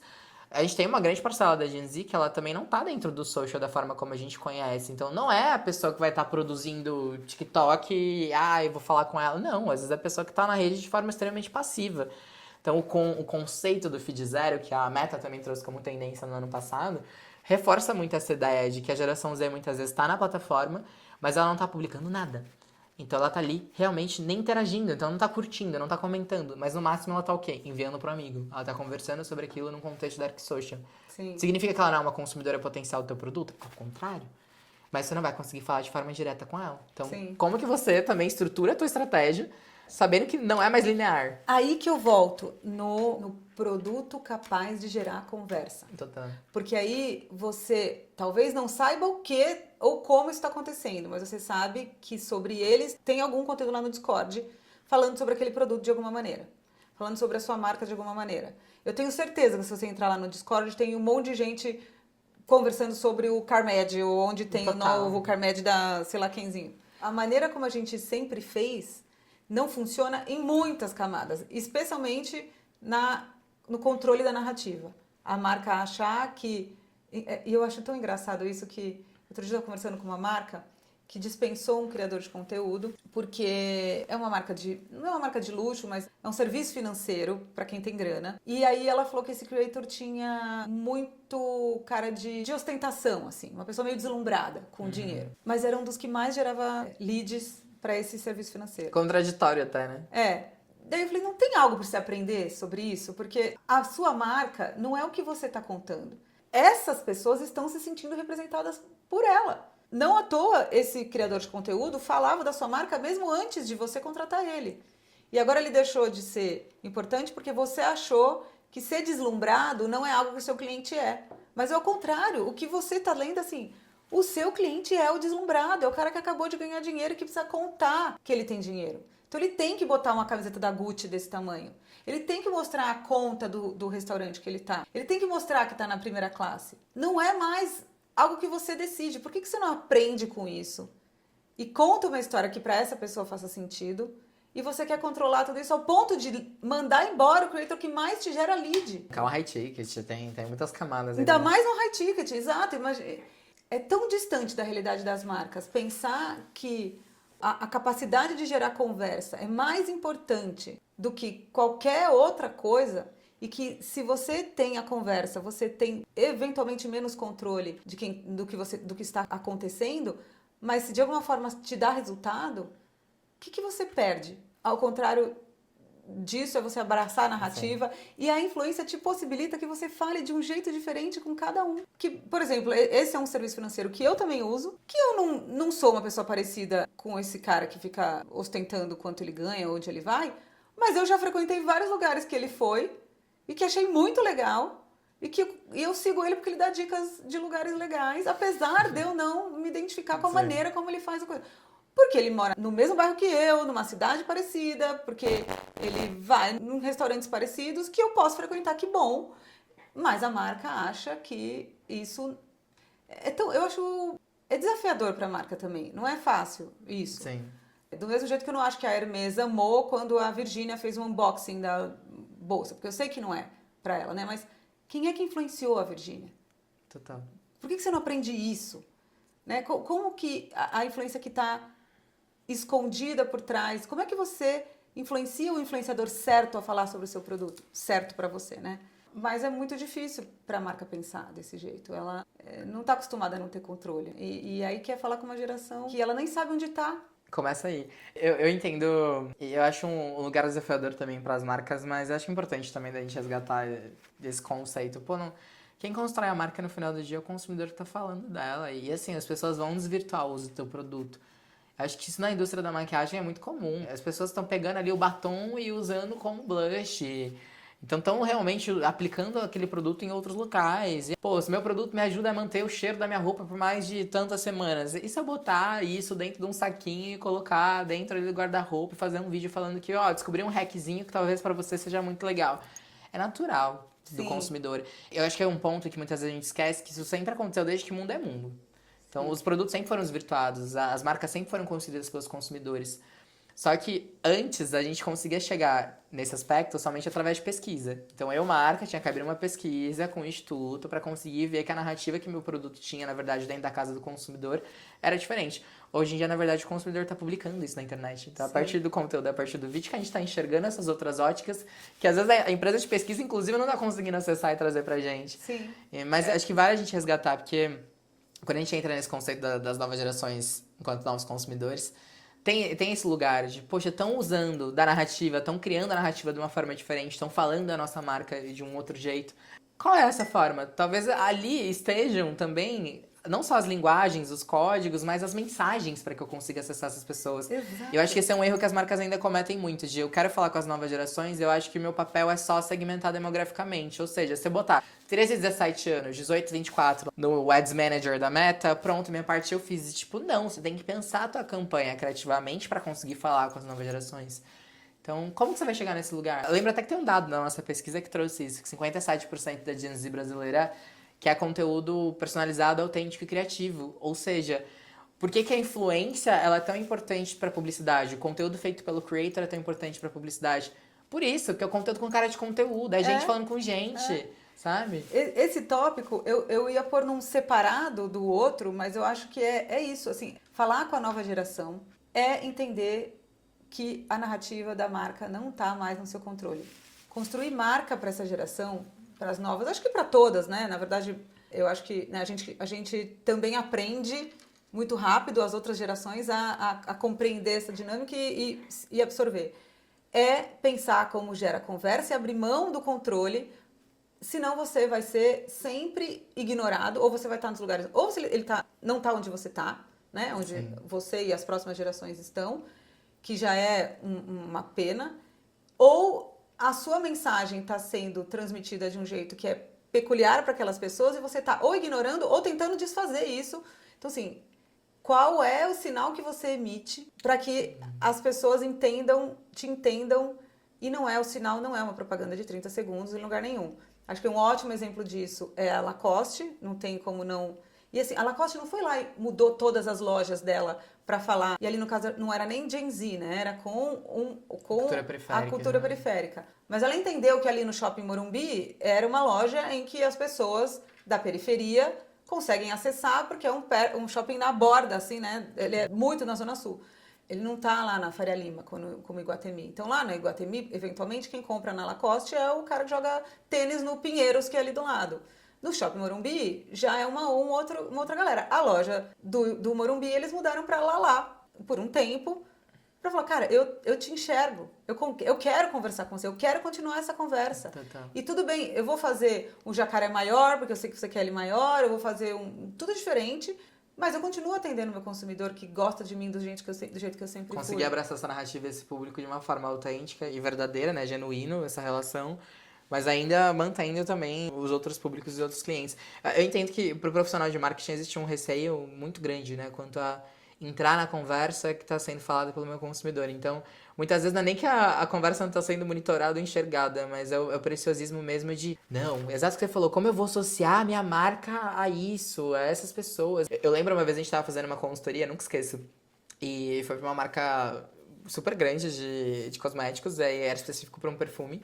E aí, muito do que a gente tinha visto no processo pré-consultoria era enxergar como a marca estava sendo falada, porque era um produto novo, mas era um produto que já estava ali há quase um mês disponível para venda, e as pessoas estavam falando que o produto parecia muito um perfume importado. Então, como aquele perfume parecia um dupe de um perfume gringo, muito famoso, conhecido, e por um preço extremamente mais acessível. Era um produto de 100, 120 reais, mais ou menos, comparado com um perfume ali dos seus 600, 700. E aí a gente trouxe isso como um insight. E não necessariamente como um insight acionável de marca. Olha, vamos falar que seu produto é um dupe de uma marca importada. Não. Mas olha, a tua marca está sendo falada dessa forma. Teu perfume está sendo dito dessa maneira perante as novas gerações. E aí eu nunca esqueço que do lado do cliente, não, pelo amor de Deus, a gente jamais pode associar. A gente não precisa associar, mas assim, é o teu consumidor que tá falando sobre o teu produto. Sim, não você não precisa ir pra TV e falando, nós somos o dupe do... Mas como é que você bota a lenha ali naquela fogueirinha Exato. e deixa? Como você sente? Eu acho que tem muita marca que bebeu muito bem dessa fonte. Carmed foi um exemplo muito claro disso. Porque alimentou um negócio que já estava começando. E de forma indireta. Foi o creator que alimentou. Não foi a marca que também começou a falar, olha só, não. Sim. Contratei o creator para fazer mais do que ele já vinha fazendo. E sabe que eu acho muito louco que daí, às vezes, umas pessoas me perguntam, mas isso é porque a Carla é creator, a dona, né? Ela virou creator. Então, mas não é por causa dela. Ela soube entrar na conversa. 100%. Ela... E fazer o que as pessoas queriam também. Exato! Esse é o ponto. Ela entrou na... outro case que eu amo, eu já usei isso em muitas palestras, que é o case do Boticário com o Lili e as cunhadas. Para quem não sabe, as cunhadas são as mulheres de preso, porque os presos se chamam de irmãos, elas se chamam de cunhadas, elas visitam os presos com frequência, se conhecem e tal. E tem uma comunidade no TikTok, nas outras redes também, que fazem o dia da visita e fazem na rotina lá, tá indo pra visita, o que acontece, o que ela leva, como ela se veste, é a vida dela, que continua acontecendo fora da cadeia. Não tá em jogo aqui quem é o marido dela, porque pode ser um ladrãozinho de leite ou pode ser um estuprador. Não estamos colocando esse juízo de valor aqui. Mas o Boticário entendeu que essas mulheres gostavam de Lily, o perfume da Boticário. O que a Boticário fez? Ela não foi lá na TV e falou: Lily, o perfume das mulheres de preso. Não. O perfume das cunhadas, né? Das cunhadas. Não, ela fez o quê? Contratou um creator que criou uma sketch falando do dia da visita, que é o Isaías, que é maravilhoso, fazendo o dia da visita, mostrando o produto, falando um pouco do produto, porque que ele gosta, porque te faz sentir, lá. Ele fazendo um sketch como uma personagem feminina. E até é maravilhoso que no final ele ainda termina o vídeo falando porque meu único crime foi amar demais. É muito bom. Quem viu, quem não sabe o que é isso, nem entendeu. Quem faz parte da conversa narrativa? Quem faz parte... E você vê o nível dos comentários. Ou seja, o que foi? O Boticário fez um post e falou: comunidade, eu tô te ouvindo, eu sei, eu gosto que você goste de mim. Eu não tô fazendo o contrário. Ela validou isso. Isso é muito genial. Tão evoluído num nível... Agora, o que acontece com muitas marcas é: quero rejuvenescer, aí contrata o Luiz, a consultoria da Gen Z, que entende como isso é pra Gen Z. Aí ela acha que ela tem que pegar isso e fazer isso pra todo mundo. Aí ela fica um bobo pra quem não entende. Total. Você tá no canal certo, falando com a narrativa certa, né? Total. O fulano me deu um apelido. Essa geração começou a me chamar com um apelido. Eu tenho que mudar o nome da minha marca pra tudo? Eu tenho que mudar a minha marca? Não! Faz uma campanha. Vai lá e fala pra pessoa assim, ó, se você quiser me chamar assim, tá tudo bem. Tá tudo bem. E esse é um ponto, eu gosto muito de trazer essa questão, porque acho que a gente esquece também, enquanto profissional de marca, muitas vezes, que hoje o consumidor, de modo geral, e aí não são só as novas gerações, quer ser validado, quer sentir que tá sendo ouvido. Por que muitas vezes a gente ouve, porque o setor de telecom, o setor de aviação, eu insiro aqui qualquer outro setor que é extremamente criticado o tempo inteiro. Por que nos meus comentários, os conteúdos que eu publico, eu só recebo hate, eu só recebo reclamação? Porque o consumidor entendeu que, se ele publicar um comentário na rede social da marca, de alguma forma ele vai ter uma atenção maior do que se ele mandar uma DM. Sim. Na DM, que é o contexto privado. Então a gente também tem que entender que, poxa, essa pessoa se sente ouvida, essa pessoa de alguma forma ela tá sendo validada, opa, acho que aqui a gente tem caldo. E é muito isso de... O conteúdo que você faz, o creator que você contrata, a narrativa que você entra, de alguma forma você também tá dando essa chancela invisível, dando aquele abraço coletivo nas pessoas de, olha, você existe pra mim, entendo e te valido de alguma forma de, tamo junto. Agora, esse é um ponto que a gente caiu nesse assunto começando pela Gen Z, mas não foi algo que no SX eu vi muito. Não a conversa sobre geração, mas essa conversa de como as marcas não estão entendendo nada no como executar, como falar de forma fragmentada. Sim. Eu acho que ainda tem... Até mesmo ano passado, o case é o case do Super Bowl. É sempre o jeito old school de fazer, que é... Pego um caminhão de dinheiro e faço todo mundo ouvir a mesma mensagem. Total. Então, acho que é um ponto que eu diria que a bola foi levantada, de que é uma geração que está consumindo de outro jeito, que está em outros lugares, mas não teve resposta. Assim. Eu não vi nada ali. Não sei se você foi em algum outro... Não, eu lembro até que a gente conversou, um dos vídeos que a gente fez lá no SX também era exato sobre esse ponto, o quanto os painéis que traziam questões de Gen Z e Gen Alpha estavam vazios. Vazios assim, tem imagens tinha às vezes 20 pessoas numa sala para pelo menos 100 lugares. Então, não havia também o interesse de pessoas assistirem aquelas pautas. Eu lembro de ter encontrado alguns clientes pelos corredores em alguns desses painéis, porque assim, o painel era focado em fashion and beauty. Aí eu encontrei a galera que tem uma marca e trabalha dentro desse ecossistema. Tem uma tendência de alimentação, aí vi a galera do iFood lá assistindo, consumindo. Mas as pautas de novas gerações mesmo, muitas vezes estavam vazias, tipo, não tinham muitas pessoas assistindo. Teve um painel só que eu vi, de toda uma curadoria de, a gente viu painel pra caramba, de todos esses dias de SXSW, um painel tava cheio. E nem foi o painel mais relevante. Sim. Também tem esse ponto. Porque eu acho que ainda tem muito estudo e perguntas e tudo mais, mas tem poucos casos práticos de como as pessoas estão bem-sucedidas em como conversar com uma geração. Por quê? E isso é natural, porque todo mundo que toma decisão, isso para agora e sempre, quem toma decisão é normalmente uma geração 2 para frente da que está entrando no mercado, sendo estudado. Eu lembro quando eu tinha a sua idade e todo mundo estudava os millennials. Você era Cara, era eu. a menina tipo, do digital. Eu era a menina do digital e as pessoas estudando millennials e tinham orgulho de dizer, nem entendo dessas coisas aí, deixa aí pros jovens. E é meio parecido hoje. A pessoa ela fala com orgulho de, nem tem o TikTok, como se fosse um ser superior, que o TikTok é menos, é pouco, não gasta o tempo com isso. Não, amigo, você deveria prioritariamente estar nessas redes onde vai lá no Roblox, vai jogar essa bagaça. Vem entender como funciona pra não cair na série adolescência. Porque eu sempre tive a sensação, quando eu era a geração estudada, que eu era só estudada porque era uma questão das pessoas não quererem se conectar com elas. Entendeu? Se eles sentassem num dia num barzinho com a gente, os estagiários do rolê, eles iam entender. E a gente ia ajudar no que a gente podia. Mas é uma distância quase que como forma de proteção, assim. Total. Eu gosto muito de você trazer esse assunto porque um dos painéis que eu assisti pra mim foi muito emblemático.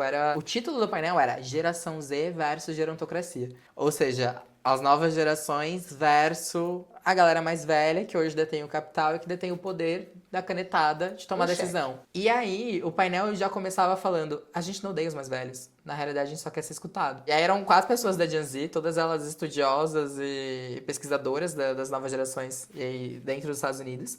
Mas um dos pontos que mais me pegou, assim, dentro desse painel, e a grande conclusão do painel era, gente, não é sobre a geração da vez, isso passa. E é um discurso que eu tenho aqui no Brasil já desses 4 anos de Trop. Mas é muito mais sobre como a gente também consegue construir times intergeracionais. Se o comportamento das novas gerações hoje tá muito coligado a, eu quero, para além da teoria, a prática, eu quero a experiência, eu quero essa transferência, como que eu, enquanto gestor, e para as marcas que estão assistindo, como eu, enquanto gestor, lideranças, penso e também proporcionar cada vez mais esses ambientes colaborativos de transferência da experiência, de forma prática, para além da teoria. Então, será que o treinamento que eu tô fazendo lá pra Gen Z não tá funcionando? Por quê? Por que o engajamento tá baixo? Por que as pessoas não estão olhando pra minha empresa como um objeto de desejo, como um lugar para se trabalhar enquanto carreira? É o que você falou, como a gente vai pensando em mexer um pouquinho também nessas caixinhas? Teve muito esse gatilho, e eu acho que é um ponto pra gente pensar muito real, assim, tipo, pro dia a dia. Que não é novidade, sempre quando a gente fala de juventude, a gente caminha nesse lugar realmente da aversão. Sim, de você... e é o papel da geração faz parte. A outra. Não tenho tá dúvida que a Gen Z e a Gen Beta vão ter muitos atritos, vão. porque a gente já enxerga atritos entre a geração Z e a geração Alpha, que são coladas. Então, mas como a gente também olha pra isso como um dos critérios de diversidade, como um dos requisitos, como realmente uma viradinha de chave na cabeça de... O que minimamente eu consigo estruturar para que a gente consiga falar a mesma linguagem e trocar colaborativamente? Porque eu tenho certeza que se eu perguntar para a maior parte das pessoas do mercado, quantas vezes já sentou com a galera mais nova para trocar ideia? Ou quantas vezes você, estagiário, trocou ideia com o presidente aqui do rolê? Imagina, viu um evento que tava no palco de cima para baixo, naquela ordem vertical do dia. Eu lembrei de 2 coisas. Uma foi uma consultoria que a gente estava fazendo e o menino que fazia o conteúdo era Gen Z e o chefe era, sei lá, milênio para X. E aí depois, quando todo mundo saiu da sala, a gente ficou tal, daí eu falei, fala real, o que você... Porque não deixaram o menino falar, né? Todo mundo falou e ele ficou lá só, ele só confirmava o que o chefe falava. Ele falou, real, que eu tenho vergonha de fazer o conteúdo que eu faço. Eu acho muito... Ele não falou cringe a palavra, ele falou, mas eu acho... Ai, tiozão, sei lá, tal. Tio do pavê mesmo. Aí eu falei, por que você não falou isso? Aí ele falou, porque eu tenho meio vergonha, sei lá, o que eles vão falar, Também né? quero ser demitido, sei ninguém lá, me perguntou né? também, né? Ele tem amor ao emprego, ele quer trabalhar, né? Aí... Porque precisa, né? Porque quer o dinheiro no final do mês. Essa é uma coisa, e a outra que eu lembro é daquela trend do TikTok, que é... O meu funcionário Gen Z mandou fazer isso. Tipo, como se fosse... É o conteúdo que eu tô produzindo, como a Gen Z mandou fazer. Só que o cara se põe no lugar de panaca, não entendendo nada, assim... tipo, sério, você quer fazer papel de bobo que não entende? Eu acho que é esse o papel que o marketing das empresas estão fazendo. O papel de bobo que não entende a nova geração. Porque não conversa, não abre a porta para alguém falar, não abre...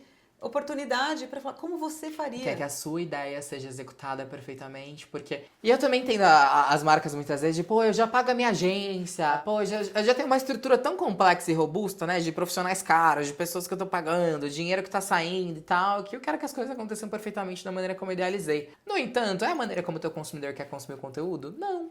É o ponto de partida, então... Sei lá, eu acho que a gente chove no molhado em relação à cocriação, em relação a trazer as pessoas pro centro da tomada de decisão, principalmente quando a gente fala de fazer coisas assertivas pra Gen Z, trazer a Gen Z pra perto. Mas acho que é tão necessário repetir esse discurso pra, de alguma forma, internalizar.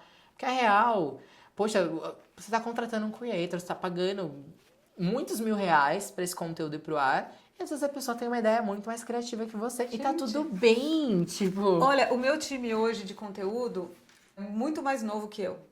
E para quem segue a gente no Instagram vai ver a grande diferença que foi. E você vai conseguir visualmente ver quando o time mudou. Quando eu troquei o time mesmo para uma galera mais nova. E que eu tô embarcando e que tem coisa assim que eu jamais pensaria e que pouca coisa eu precisei afinar. Eles vêm com a ideia, tipo o que saiu esses dias aí é o falei e saí correndo. Cara, eu só afinei o tom de algumas coisas que eu achei que era avacalhação demais, pro nosso mercado não é legal. E tudo bem, mas 99% foi ideia deles. E, cara, o engajamento aumentou. E eu tô dialogando com a galera que tá entrando no mercado de trabalho e tá trabalhando com influência e que precisa ouvir isso. Só que quando a gente, há 18 anos atrás, a gente era essa geração que falava desse jeito. A gente falava com gíria, a gente falava sobre influência. Escrevendo minúsculo. Escrevia minúsculo. A gente que começou a escrever, a minha geração foi quem primeiro fez blog. Então, a linguagem do blog era disruptiva com a linguagem do jornal. E aí, se eu quero manter a minha empresa dialogando com essa comunidade, como é que eu vou continuar falando como eu falava? Total. E eu sei que pro diretor da empresa, da marca com quem eu vou falar, eu não vou falar desse jeito. Mas eu entendo que quando ele vê, ele fala, cara, essa galera tá fazendo de um jeito diferente. Eu sei que eu sou uma consultoria, eu sei que eu tenho um nível de seriedade, mas por que eu não posso falar de um jeito que dialogue com quem quer ouvir? E é um puta exercício, pra mim, que eu sou super comprada dessa ideia. E mesmo pra mim é um super exercício de abrir mão, de confiar, de topar de vez em quando que talvez alguma coisa dê errado. Perder o controle também, muitas vezes. De perder o controle. Total. É um exercício, dicas acionáveis para as marcas. Manda o povo estagiário fazer, fala para eles fazerem o briefing. Fala para eles fazerem o conteúdo, se for o caso. E não baseado no modelo que tá aí na empresa há 10 anos, tá? Se você fosse dono desse produto, o que você faria? E compra o risco. Testa. Compra o risco. Testa uma vez. Eu acho que a gente esquece muitas vezes quem tá na lógica do conteúdo que não deu certo, o próximo. Sabe o famoso tomar um banho que passa? Dorme e amanhã a gente faz o novo. Tá tudo bem, é conteúdo. As marcas cada vez mais estão se posicionando como social first, como olhando pra lógica da always-on digital. Tenha também essa mentalidade. Teu conteúdo não é um grande mousse, não. Seu conteúdo sai às 18 ou sai às 18h02. Desculpa, ninguém nem tava preocupado com o teu conteúdo. Não é o canal do YouTube do MrBeast ainda. Não, e mesmo do MrBeast, ele também não também tá tudo certo, exato. Mas eu acho que um outro insight acionável em relação a isso, confiem na capacidade da geração Z de criar soluções real, porque em vez da gente só transmitir conhecimento, acho que a gente precisa mesmo é ensinar através da experiência. Então é isso que você falou de testa aí, como você faria, o que você tá consumindo, o que você assiste, o que você... Pô, a gente tem grupos focais dentro das empresas e a gente não usa, sabe? A gente tem a juventude do nosso lado e a gente não troca ideia. Muitas vezes terceiriza, contrata uma pesquisa e aí você pergunta, mas você conversou com alguém da geração Z alguma vez? Ah, não, só me apresentaram o relatório da minha pesquisa aqui cheio de viés, cheio de questão. Olha, se tiver uma cachorrada no fundo, é que assim, esse estúdio, na verdade, é na minha casa. Solta os cachorros, Ana Maria. Solta o cachorro! Olha, se você tá aqui até agora e ainda aguenta, tem mais uma só por último que não é menos importante porque a gente foi fazendo na ordem da nossa cabeça. A conversa de IA, que assim, né, tá em todos os painéis de todas as coisas de educação, a Creator. E eu acho que tem uma mudança sensível do ano passado para esse, de, meu Deus, isso vai mudar o mundo, vai acabar com tudo, vai acabar com os empregos, as previsões, para coisas já práticas das pessoas mostrando como estão usando, o que está evoluindo, especialmente na nossa trilha.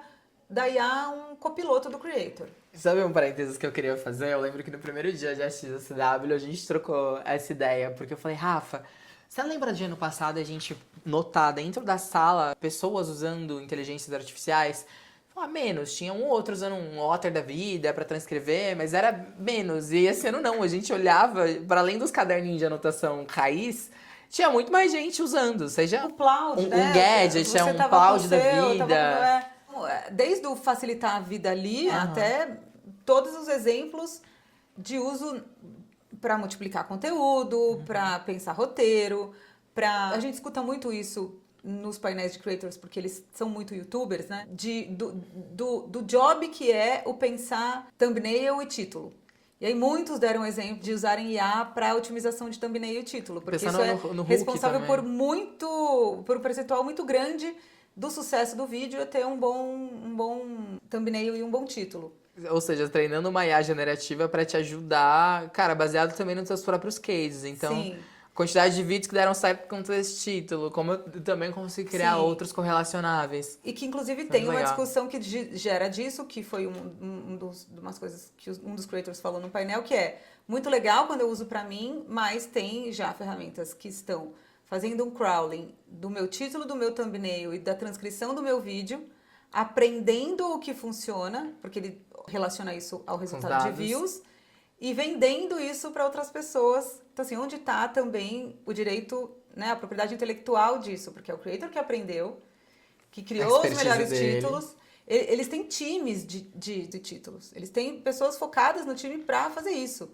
E aí o cara vai lá, né, uma IA vai, pega tudo, aprende com isso e tá tudo certo. Tá Vende tudo- para outra pessoa para otimizar. E aí, o que vai acontecer quando todos os títulos estiverem super otimizados? A gente pasteurizou a comunicação, ficou aquela coisa plástica. E aí, o que É vai um pouco do que acontecer? a gente tem percebido em algumas redes, né? A quantidade, pô, gente respondendo comentário baseado em IA.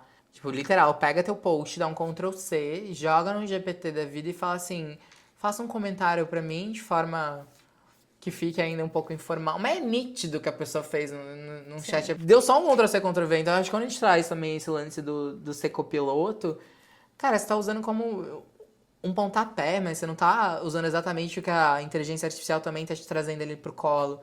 Então, como em cima daquilo, você cria uma discussão, que senão fica plástico. E assim, vamos lembrar que a influência, ela se move ainda pela conexão? E é isso que até perguntaram, né? Não sei se perguntaram ou ele falou mesmo no meio do speech dele, o Jim Lauderbeck, que era o CEO da Vidcon, né? Que sobre inteligência artificial, ele falou, olha, o que mais diferencia um creator, né, nesse mar de inteligência artificial, é que ele, de verdade, ele erra. Então, errar, ter vida, como todo ser humano, é o que te mantém relevante.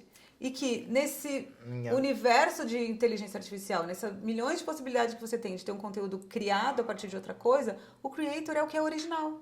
Que eu acho que é aí que tem mais valor ainda. A vida do creator, o conteúdo dele, a maneira como ele fala, que é única. Que eu sei que é meio batido falar, da autenticidade.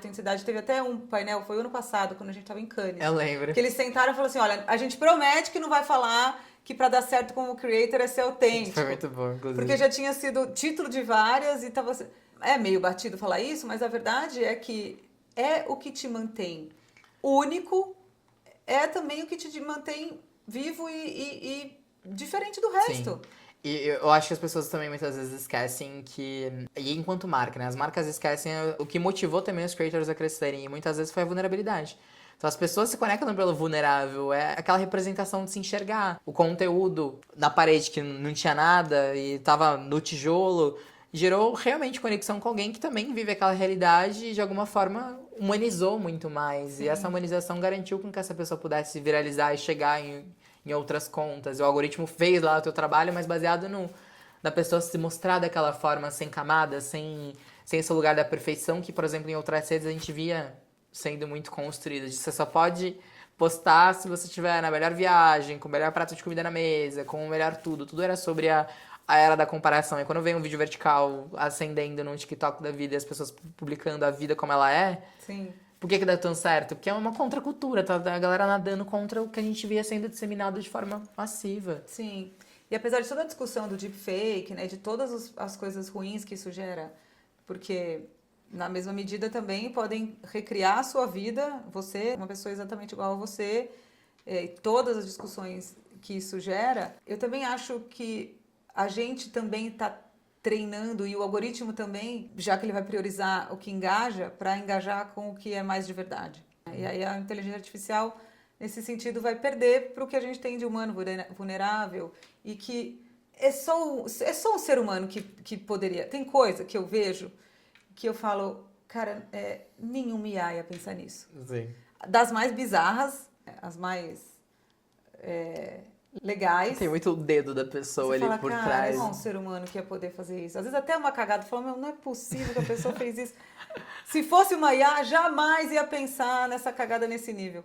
Mas eu saí com uma sensação na nossa trilha de um olhar mais positivo para IA do que negativo. Não Total. tive a sensação que outras pessoas tiveram em outras trilhas mais apocalípticas, assim. Um medo, né? Pra Creator Economy, real, acho que também tem pontos promissores em relação ao lugar que a gente vai chegar. Acho que principalmente quando a gente fala, bom, beleza, novas gerações, essa necessidade da personalização extrema em cima do conteúdo.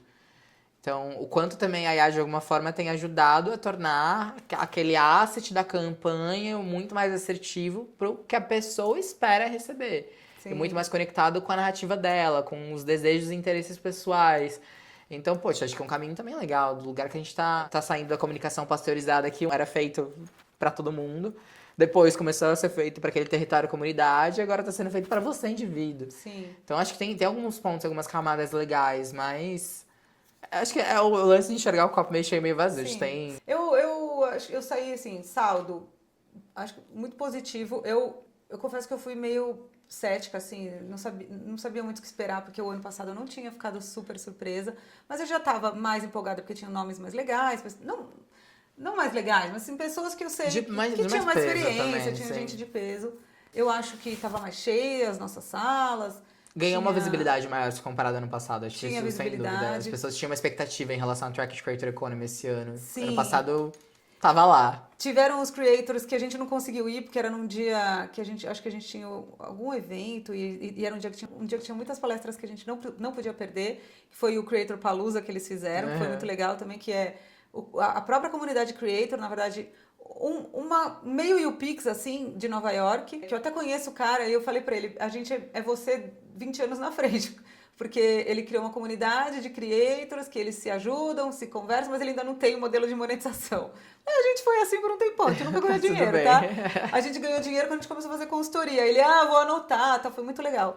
E aí ele e a comunidade, eles chamaram de Creator Palooza, que foi um evento paralelo, só com creators, patrocinado pela Teachable, que de novo, eu falei que tá mais próxima do Creator lá, porque eu acho que tem menos barreira, o Creator não tem tanto... Tem um monte de coach lá também, igual, mas eu acho que eles não tiveram... Sei Tem lá. esse magético por dentro. E a Teachable, não sei se patrocinou, ajudou, porque foi meio independente, assim, o negócio foi em outro lugar.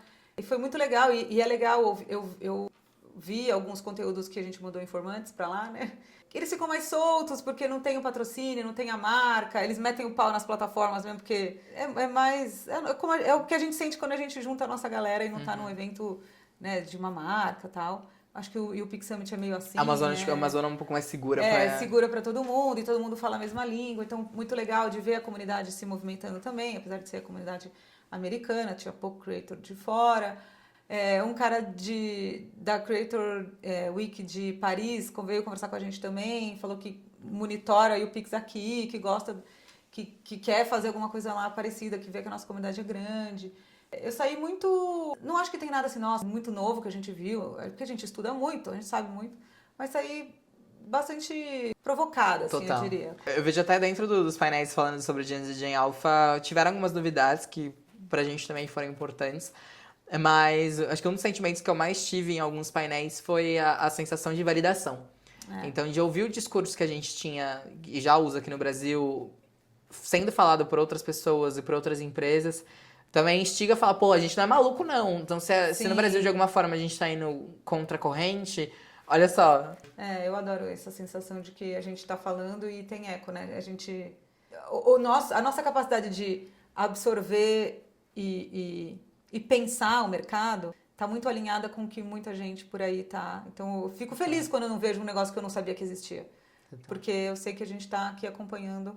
E aí, eu acho que para fechar e consolidar isso, essa sensação que eu tive, também ouvi mais de uma vez uma do Jim Lauderbeck da VidCon, do Colin Samir, acho que foi o Samir que falou, é o melhor momento para ser creator. Quando a gente vê o mercado falando, tá saturado. Cara, não tá saturado. A gente tá longe de um platô ainda. Não, eu acho que... É que o creator virou mainstream. A profissão creator, de fato, agora ela é observada pelo veículo tradicional. E aí é muito também conveniente atacar, né? Total. Mas eu acho que a gente tá longe de estar saturado, eu acho que tem gente fazendo bem ou mal, e aí, obviamente, nem sempre dá certo. Tudo bem, estamos experimentando, tanto para creators, quanto para marcas, quanto para startups e tudo mais. Mas eu acho. Você acha que é o melhor momento para ser creator? Sim, e para as marcas, eu acho que ainda também é um dos melhores momentos para se fazer influência. Porque para as empresas que pensam que, poxa, não existe mais formas de como eu torno a minha campanha melhor. Meus concorrentes já investem em influência há muito mais tempo do que eu, e eu tô começando agora, ainda tô engatinhando.